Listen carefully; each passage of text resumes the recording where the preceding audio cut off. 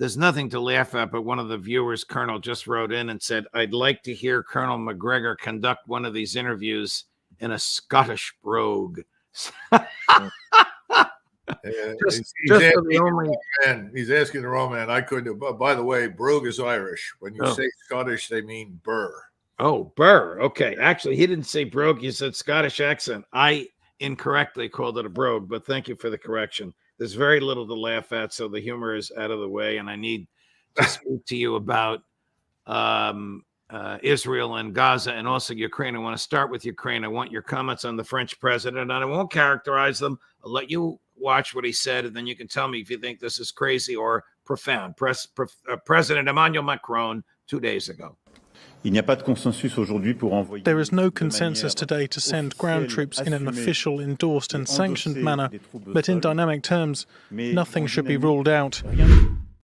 I think there's a lot to unpack there. First of all, is the essence of it crazy that nothing should be ruled out? And secondly, is he suggesting that French troops may be there in an unofficial capacity? I think the man is certifiable. Let's get that straight. He's talking about effectively declaring war on Russia, and that's what people don't seem to understand. You send conventional military formations into Western Ukraine, you're going to end up at war with Russia. And I think President Putin has made that clear repeatedly. He's not going to tolerate any external intervention. And while he certainly doesn't want a war with NATO, he's made it clear that if any NATO members send their forces, organized forces into Eastern or Western Ukraine with the intention of fighting Russians, they would be at war. You know, one of the things that needs to be kept in mind, there is always the outside possibility that Macron made this public statement so that everybody else in the NATO alliance could immediately distance themselves from him, which is exactly what's happened. Virtually everyone has said, out of the question, we won't do it. Even the United States, in a fit of reasonableness, decided to say it's out of the question. So perhaps that was the reason it was done, but otherwise it makes no sense. Here's one of those responses, the Chancellor of Germany. NATO is not and will not be party to the war. That remains the case. We do not want Russia's war against Ukraine to become a war between Russia and NATO. We agree on this with all our allies. This also means no German participation in the war. To put it bluntly, as German Chancellor, I will not be sending any members of the German armed forces to Ukraine. Our soldiers can count on that, and you too can count on that. Colonel, do you know if there are French or German special forces there, perhaps out of uniform, perhaps called contractors or mercenaries, but they are truly military personnel of Germany and France? I do not. I can't confirm or deny it. I know that British and American special ops forces in small numbers have been on Ukrainian soil. There's no question about it. And some of the attacks that you've seen with drones at sea and some of the missile strikes, they have undoubtedly been assisted enormously by the British SAS. I'm told SAS elements or British special ops elements also play a role in Mr. Zelensky's security. But as far as anything else, no, I cannot confirm it. I wouldn't exclude the possibility that there are others on the ground there trying to help or assist in some way, but I haven't seen it. New York Times had a lengthy piece. I'm sure you saw it. It was somewhat weird. It appears to have been leaked by the CIA because there's a lot of patting on the back of the CIA, claiming that the CIA has 12 bases. I didn't know they called them bases when the CIA builds them. I thought those were what the military built, but whatever. I don't want to get into a thing about terminology. In Ukraine, I'm sure the Russians know exactly where they are and what's going on there. But my point is, how much help is the CIA providing to Ukrainian intel and Ukrainian soldiers? Can an argument be made if American special ops out of uniform or in uniform are helping Ukrainian military personnel use American equipment. If that military equipment is being used to send projectiles into Russia, if the projectiles came from the United States of America, Colonel, is the United States starting a war against Russia? Well, strictly speaking, I think you can argue that we have been a co-belligerent, along with many of us, our allies, on the basis of what you just described. I mean, that's an easy argument to make. But bear in mind that President Putin, contrary to popular belief in the West, has never wanted a war with the United States or its allies in Europe. Never. Has never had any aspirations to move west to attack anybody. Doesn't now. I think it's important to understand that there are a couple of realities that have dawned on the people in the West. Number one is you can tinker on the margins of this war and pretend that you're having a profound impact. And that's what we've done. But you're not going to fundamentally influence it. Secondly, if you actually provoke the Russians to the point where they feel compelled to fight back, and I'm talking about the introduction of conventional military power, we have no integrated air defenses in the eastern border of Western Europe. In other words, between us and the Russians, there is almost no air defense, air and missile defense capability. That means that in the event that there were a conflict or confrontation and we attacked them with air power, which is what a British admiral recently said we might do, we would lose badly because tens of thousands of missiles that we could not stop would rush through and attack every conceivable airfield, port, or installation of any military significance in Poland, Germany, Scandinavia, France, Italy, and the rest of Europe. There's nothing they can't reach. I don't think that comes up for discussion very much. And then we have this assumption that our air power, on which we've depended almost exclusively since the end of the Second World War for any kind of strategic impact and long-range attack, is probably not going to survive contact with all of the Russian air defenses. Right now, we see new air defenses springing up in Syria, northern Lebanon, Iran. I think we're going to see more of it in parts of Iraq. And I think it's going to challenge our air supremacy. It hasn't been there before in any great numbers. It's going to start showing up. We are accustomed to no enemy in the air.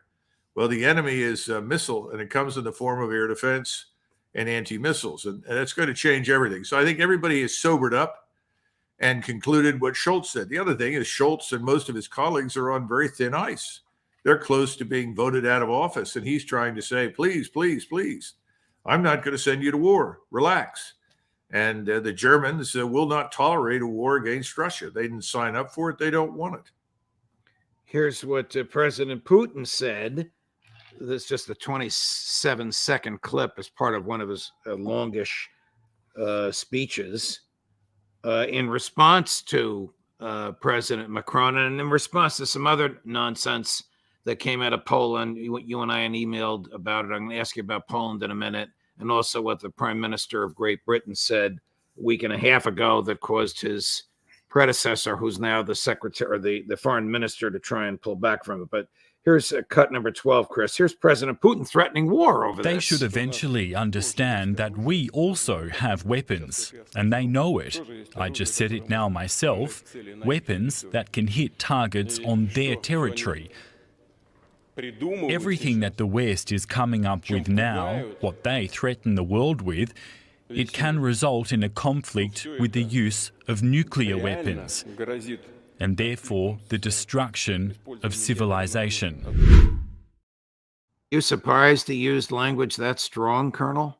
No, not at all. I think he felt it was absolutely necessary to make it unambiguously clear that if you attack Russian territory, we reserve the right to respond with whatever we think is appropriate, up to and including nuclear weapons.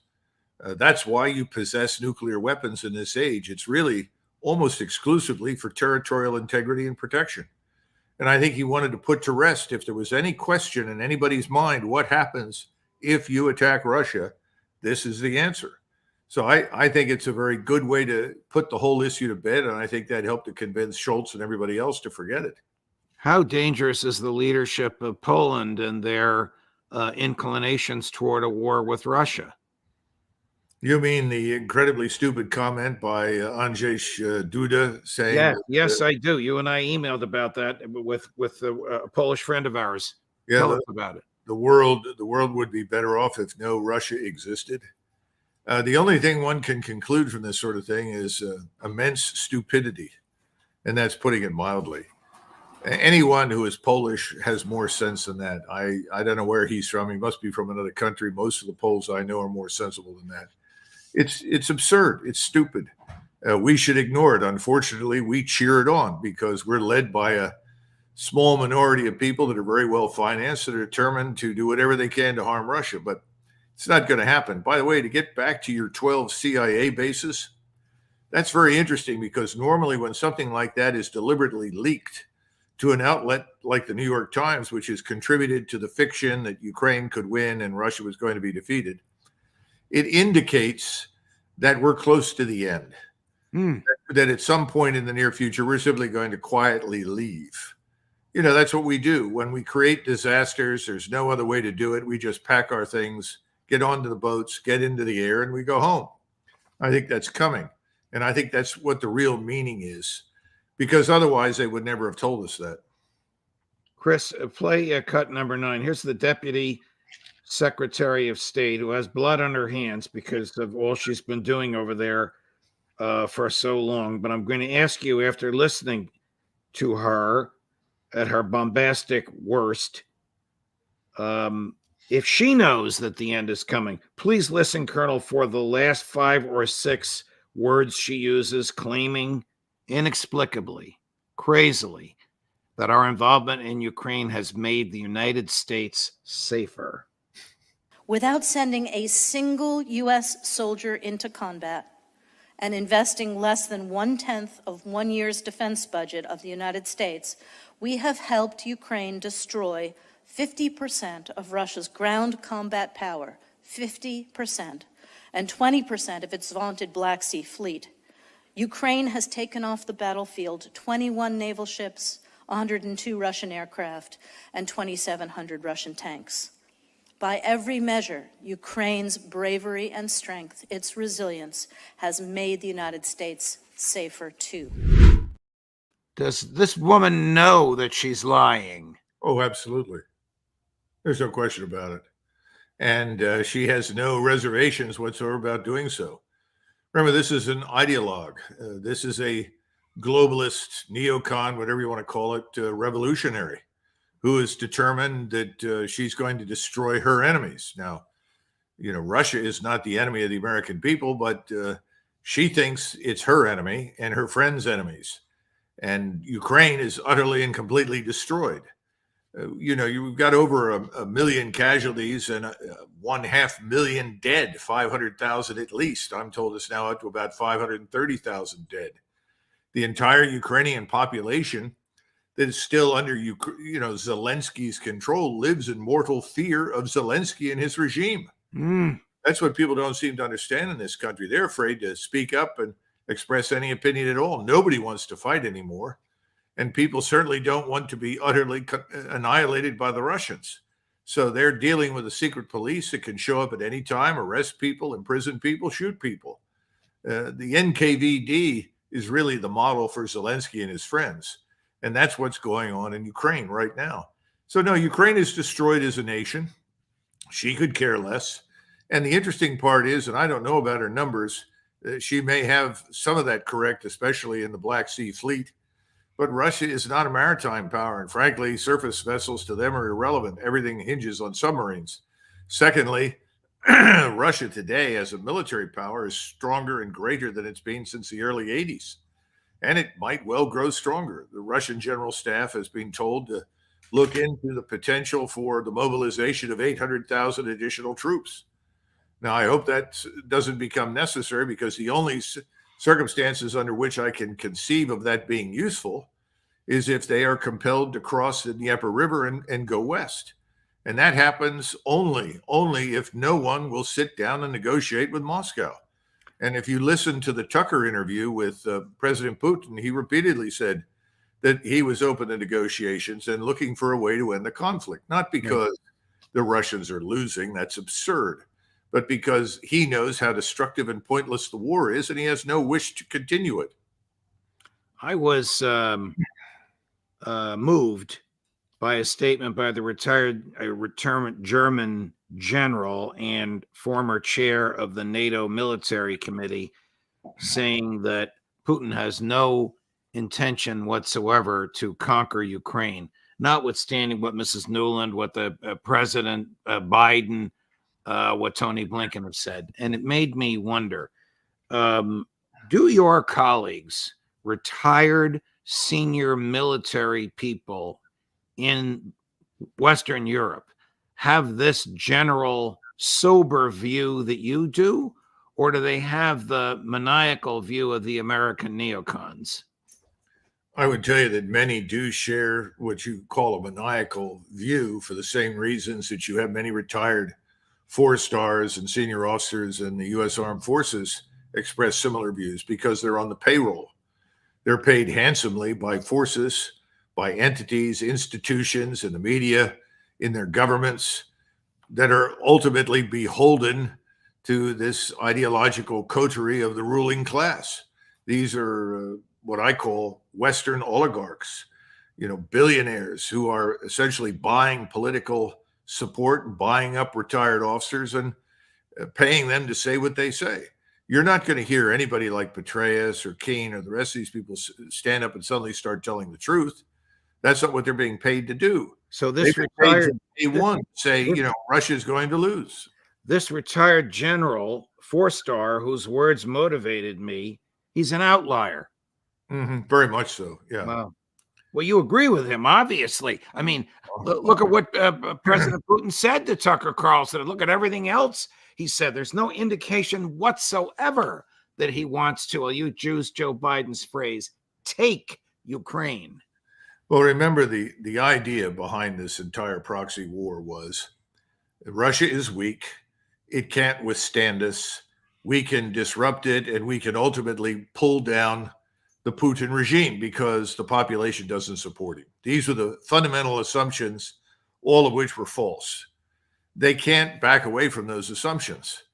And unfortunately, we're stuck with the outcome, which, as you see, is the very opposite of everything they said. Anybody with any sense who looked at it objectively would have reached the same conclusion. But these people that we're discussing, I don't know what the right phrase is to describe them, this ruling class that dominates Western Europe and the United States, is very similar. They're all ideologically committed to something that, however false, however wrong, must be upheld and maintained to the bitter end. Switching over to Israel and Gaza. Earlier today, hundreds of Gazans were online to receive flour and water from an aid truck, and more than 100 were mowed down by the IDF. Another example, in my view, of the barbarity with which Prime Minister Netanyahu and his folks have conducted this horrific ethnic cleansing in Gaza. What will it take for a state actor to enter with force of arms to stop this? Well, what you just described is ultimately required. But one of the key assumptions underpinning Israeli operations from the very beginning was that, first of all, from the Israeli standpoint, anything you do against the Arabs is justified because, after all, they are animals, exactly as Prime Minister Netanyahu described them. That's the first underlying assumption. Anything you do is justified. Therefore, it's not a war crime. You are doing something in service of the Israeli people and the Israeli cause. Secondly, the assumption was that the Arab states are too weak.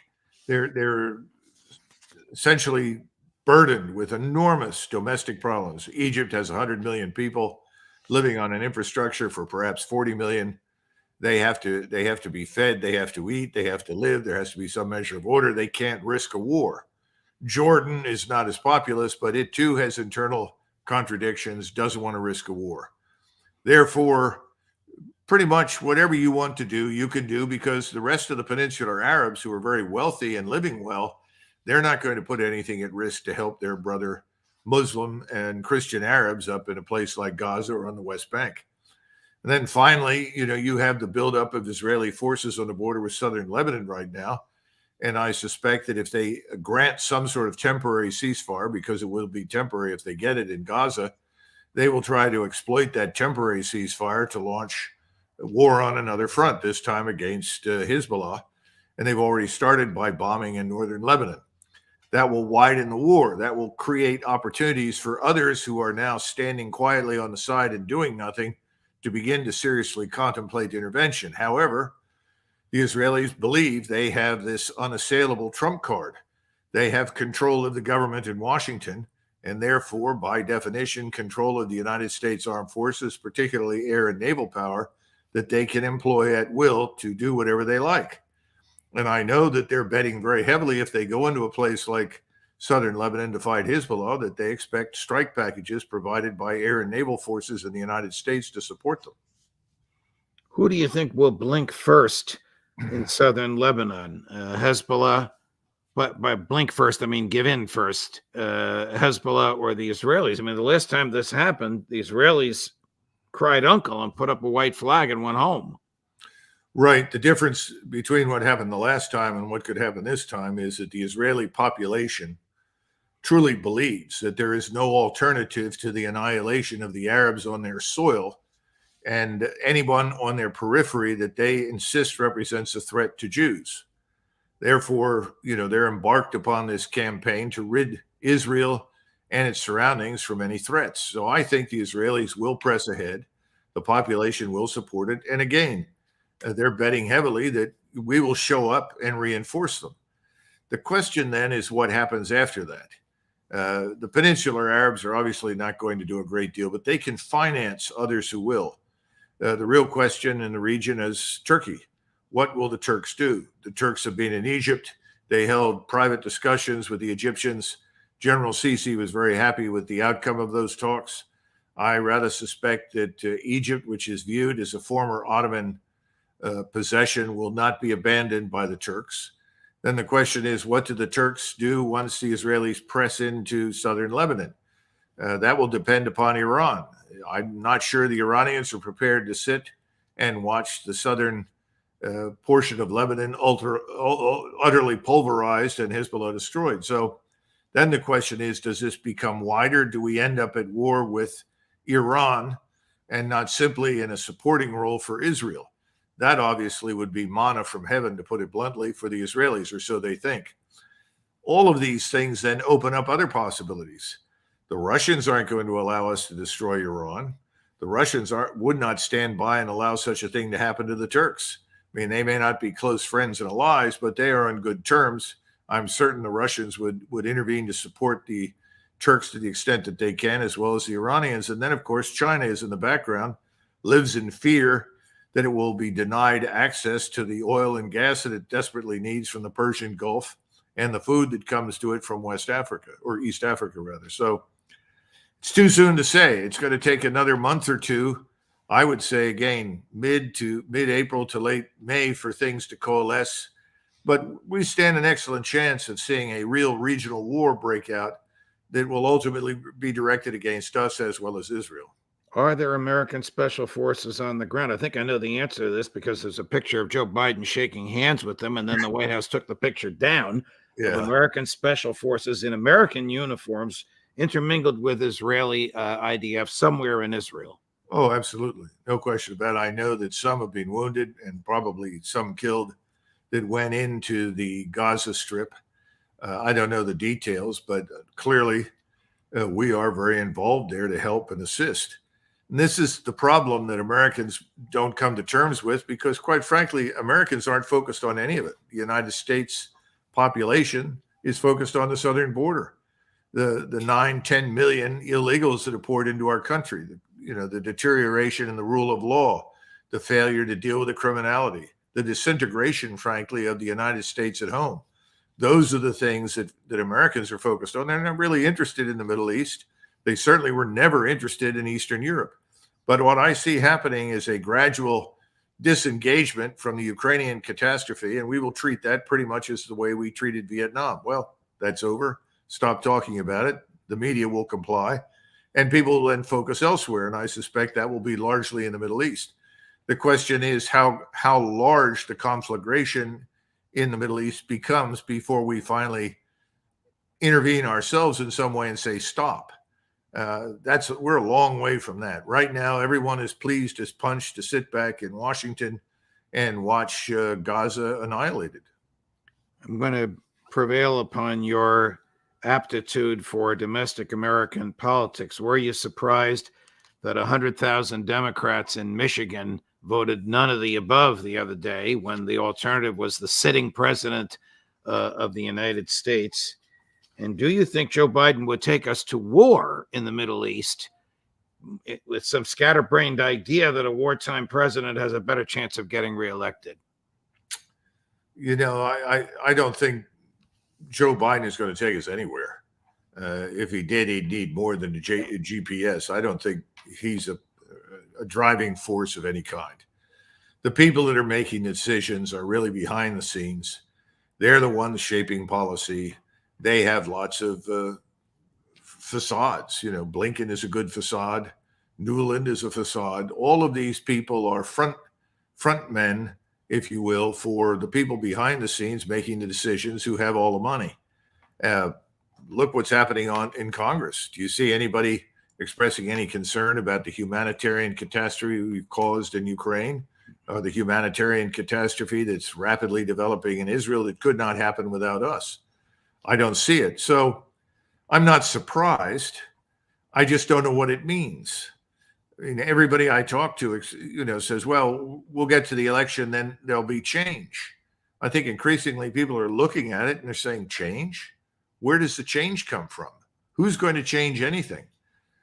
Somebody was lecturing me the other day because I have great affection for President Trump, and he pointed out to me, well, Doug, I understand that, but keep in mind that when Trump was running for office in 2016, everywhere he went, he listened to crowds of thousands, tens of thousands chant, build the wall, build the wall. Ultimately, what did he do? As soon as he was elected, he decided that he needed to address Obamacare. Yeah. So there's a lack of confidence that anybody will stand up and do anything that is really fundamentally in the interest of the American people.